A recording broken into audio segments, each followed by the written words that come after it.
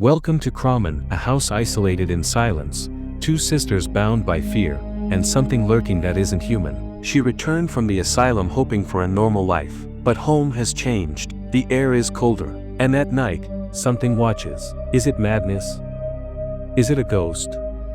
Or is the truth far more terrifying? This is a tale of two sisters, where reality bleeds and nightmares never end. At the beginning of the movie, we see a girl named Sumi in a psychiatric hospital. She is the elder of two sisters. She appears to be suffering from memory loss, possibly Alzheimer's. A doctor asks if she knows who she is, but Sumi remains silent. Then we see both sisters returning home with their father. They're cheerful and affectionate, laughing together. After roaming around the house, they go inside the home. When both the sisters arrive, their stepmother arrives there too. Sumi already dislikes her and thinks that she will harm them. She hates her stepmother deeply. Sumi is very protective of her younger sister, So-yeon, and doesn't tolerate anyone mistreating her. Together, they go to their room. Sumi notices everything is neatly arranged, clearly touched by their stepmother.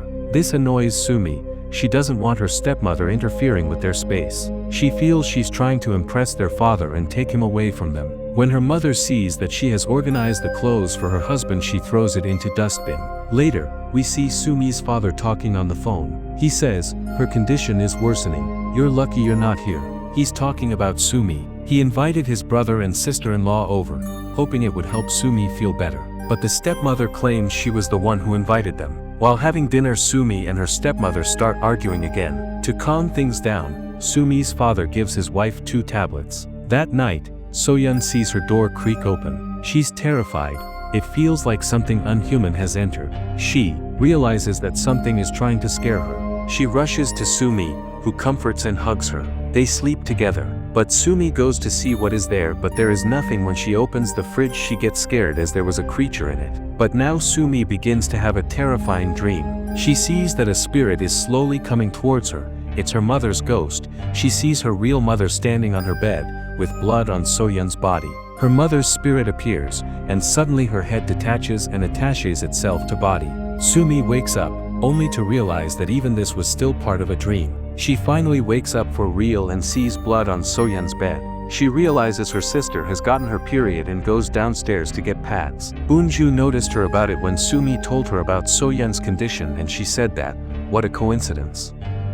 I'm on my period too. Later, Sumi finds a box in an isolated room that belonged to her mother. Inside it there are family photos. We learn that their real mother died of illness. Their father had hired a nurse to care for her, who later became their stepmother, Eun-ju. This makes Sumi furious. So-yeon arrives there too. So-yeon tries to calm her. When they are talking to each other, Sumi notices injuries on So-yeon's hand and angrily demands to know who hurt her. She suspects that stepmother may have done this, but So-yeon gets irritated and goes away from her. Later, Sumi's uncle and aunt visit for dinner. The sisters don't join them. At dinner, the stepmother starts cracking inappropriate jokes about their uncle. This makes him uncomfortable. During this, their aunt becomes uncomfortable. Suddenly, the aunt begins to choke and collapse. While on the floor, she sees a ghost under the sink. After some time they leave. On their way, the aunt tells her husband she felt a spirit inside the house, a girl's ghost. She has seen it. The house is haunted. Meanwhile, back at home, the stepmother also begins sensing something eerie. At the spot where the aunt saw the ghost, she finds a hairpin. As she reaches for it, a hand grabs hers. She screams in terror. She sees a girl in a green dress standing behind her. She tells her husband, but he dismisses it, calling it a hallucination. One day, Sumi is teaching her younger sister how to whistle, enjoying a moment of peace.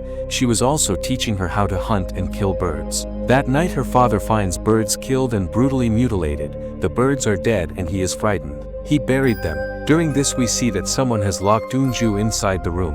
When she gets out, she is angry and goes to So-yeon's room, where she finds out her photos with their father has been torn, and this makes her even more angry. She locks So-yeon inside the almirah. After some time, Sumi reached her and helps her out and hugs her. She comforts her sister, and then their father arrives and asks, what happened now? Sumi starts screaming, can't you see how the stepmother oppresses us?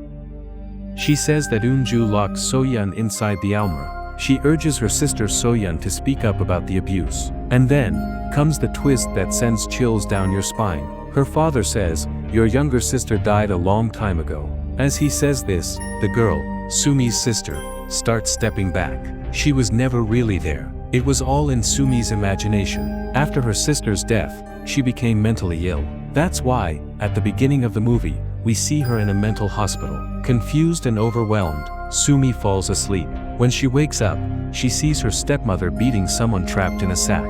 She assumes it's her younger sister, but again, it's all in her mind. Then comes another heated confrontation. The stepmother tries to kill Sumi by dropping a statue on her, but her father rushes in and stops it from happening. He makes Sumi sit down, and here's the shocking part. We see the stepmother sitting there, but the father calls her Sumi. He says, "I've spoken to the hospital. You'll have to come with me." From the other side, a woman who looks like the stepmother enters. The scene changes, and now Sumi is sitting alone. The truth is revealed. When they came to this house, it was only Sumi and her father. Her mother had already died, and so had her sister. Sumi couldn't accept this. There was no stepmother in reality. Sumi herself was playing that role in her mind. That's why her husband never responded, because he never existed. The medicine laid out for the stepmother was actually for Sumi. Everything happening in the house was a manifestation of her mental illness. Eventually, Sumi is sent back to the hospital. Later, the nurse, whom Sumi had imagined as her stepmother, visits their house. There, the story takes another chilling turn. In the hospital, Sumi hears someone whistling. At the same time, the nurse hears that same whistle. Sumi is shocked. Her sister never knew how to whistle. Maybe, she learned it after becoming a spirit. Sumi sheds a tear, not of sorrow, but of peace. She had hated that nurse both in reality and imagination. At last, we learn the real story. When Sumi's father hired the nurse to care for his sick wife, he started liking her. Even Sumi's relatives supported this, since her mother was always unwell. But Sumi and her sister were heartbroken. Due to her illness, Sumi's mother tried to hang herself. So-yeon, seeing this, tried to save her. In the process, the closet fell, and So-yeon died from suffocation. The nurse heard the noise and came upstairs, but tragically, chose not to help. Sumi witnessed this and blamed herself for not being there for So-yeon. She shouted at Eun-ju, "You're the reason they're dead." The nurse replied, "I didn't mean for this to happen. But if that's what you believe, you'll regret it forever." That moment shattered Sumi's mind. But there is another twist that is mind-bending when Eun-ju arrives at home. She experiences the presence of a spirit. Here we realize that it was not just a mental illusion, there is truly a ghost in the house. But Sumi lost her grip on reality, and the story ends here. But her suffering did not. Because the scariest thing isn't what you see, it's what you've forgotten, and what refuses to stay buried. If stories like this send a chill down your spine and twist your mind, and want to continue watching videos like this, hit that like button, subscribe to CRAWMEN, and let us know in the comments, what are scariest things have happened to you, because horror occurs with everyone.